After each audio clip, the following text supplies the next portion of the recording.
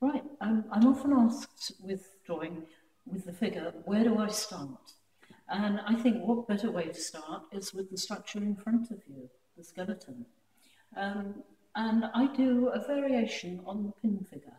We think about how the figure is structured. We have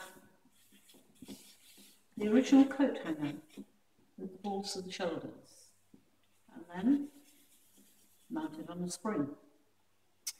After that, we have kind of a basket shape to protect the vital organs. There's a logic to all of it. You have to have a little gap then in bone structure, otherwise you couldn't bend in the middle. And we're putting this in very simplistic terms. We have a couple of hooks for the legs. Single bone at the top, another joint here, two bones here.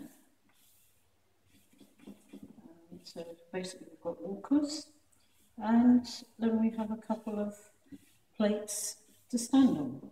Okay, so we have a nice balancing structure. Then up here, quite crude, a couple of crane-like manipulators with grabbers at the end, hinge again, and at the top we have the command centre with two holes for observation posts, a couple of listening posts, hole to breathe through, set of lashes like that, and a space to speak. Okay, so that's a variation really on the pin figure, but it relates very closely to whatever you're looking at. And it's then a relatively simple matter to put the sheath, cylinders of flesh and muscle on the top. That's a little bit crude. So if we think of it in these simplistic terms, put a hat on as well if you like. It's a little bit crude, but it gives you a structure to work with. Yeah?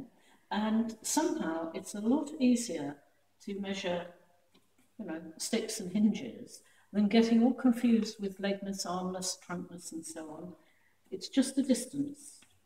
Get that right, and you can put the flesh on top. Okay? That may sound ludicrously simple. Start with the ludicrously simple. You can always complicate afterwards. It's very easy to make things more complex. So a good starting point